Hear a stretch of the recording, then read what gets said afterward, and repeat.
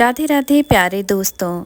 तो खुद को खुद से कैसे प्रेरित करें कि इस सीरीज़ में मैं आज आपको 5वीं कहानी लेके आई हूँ, जिसका शीर्षक है दो गठरी। इस कहानी को सुनने से पहले अपना सारा ध्यान अपने हृदय पे लगाएं और देखिए क्या वाकई में हम सिर्फ दूसरों की गलतियों को देखते हैं, दूसरों से शिकायतें करते हैं या कभी खुद की कमियों पर भी अमल करते हैं। तो आज की कहानी हमारी इसी पर आधारित है कि हम कैसे खुद को देखें, खुद को सही करें और सिर्फ खुद में बदलाव। तो शुरू करते हैं आज की कहानी। जब ईश्वर ने मनुष्य को बनाया तो उसे दो गठरियां दी। गठरी देते वक्त ईश्वर ने मनुष्य से कहा कि एक गठरी आगे की तरफ और दूसरी गठरी कंधे के पीछे की तरफ रखें, और उन्हें यह सलाह भी दी कि वे इनका स्थान न बदलें। हालांकि मनुष्य पृथ्वी पर जाने के लिए उत्साहित था, पर साथ ही साथ वह वहाँ के अज्ञात जीवन से थोड़ा डरा हुआ महसूस कर रहा था और ईश्वर को छोड़ना नहीं चाहता था। इसलिए ईश्वर ने उसे आश्वासन दिया और अपनी बात याद रखने एवं उसका अनुसरण करने को कहा और हर परिस्थिति में आभारी रहने को कहा। आदमी ने ईश्वर को अलविदा कह दिया और उनके कहे अनुसार ही किया।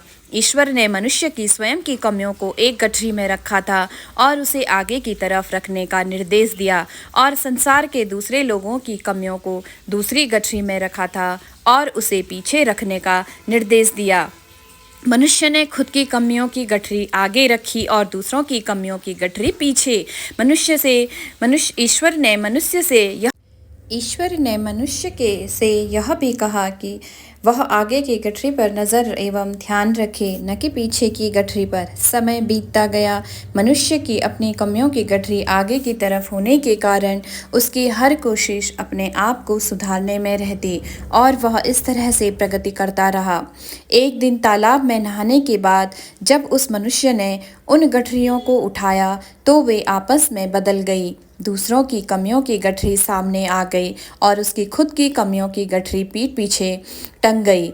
अब मनुष्य को दूसरों की कमियां नज़र आने लगी। शुरू में उसने एक आधा बार रुककर सोचा कुछ तो गलत है, कुछ बदल गया है, लेकिन जब उसने अपने आसपास देखा तो बाहर सब कुछ वैसा ही दिख रहा था, क्योंकि जब उसे पृथ्वी पर काफ़ी समय हो गया था, वह आत्मविश्वास से भर गया था।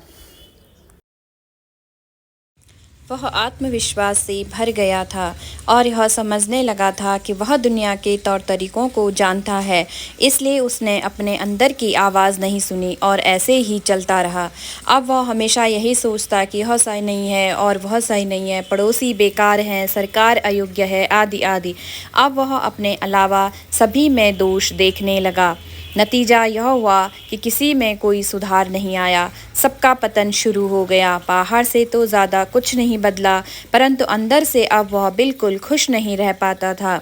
मनुष्य व्याकुल हो गया। वह समझ नहीं पा रहा था कि ऐसा क्या हुआ है, उसकी प्रगति क्यों नहीं हो रही और वह पहले जैसे खुश क्यों नहीं है। फिर जब वह पूरी तरह से असहाय महसूस कर रहा था और उसे कोई समाधान नज़र नहीं आ रहा था, तो उसे भगवान की याद आई।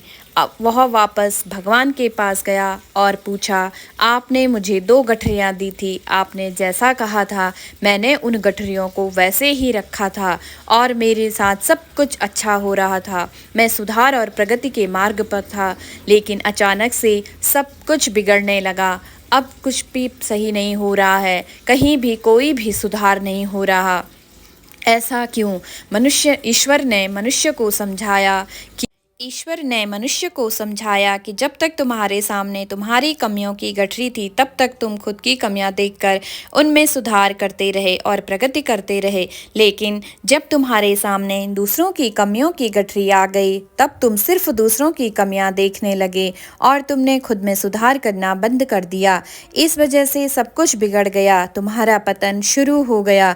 हकीकत भी ऐसी ही है। हम किसी को नहीं सुधार सकते दोस्तों, हम किसी को नियंत्रित नहीं कर सकते। हम सिर्फ अपनी सारी ऊर्जा खुद को सुधारने में प्रयोग करके खुद की प्रगति कर सकते हैं और खुश रह सकते हैं। इसी में हमारा कल्याण है। हम सुधरेंगे तो जग सुधरेगा। हम सोचते हैं कि शांति दूसरों को सुधारने से मिलेगी और इसलिए हम खुद को नहीं सुधारते। अतः प्यारे दोस्तों, हम दुनिया को नहीं बदल सकते, लेकिन जब हम बदलेंगे तो दुनिया स्वतः ही बदल जाएगी।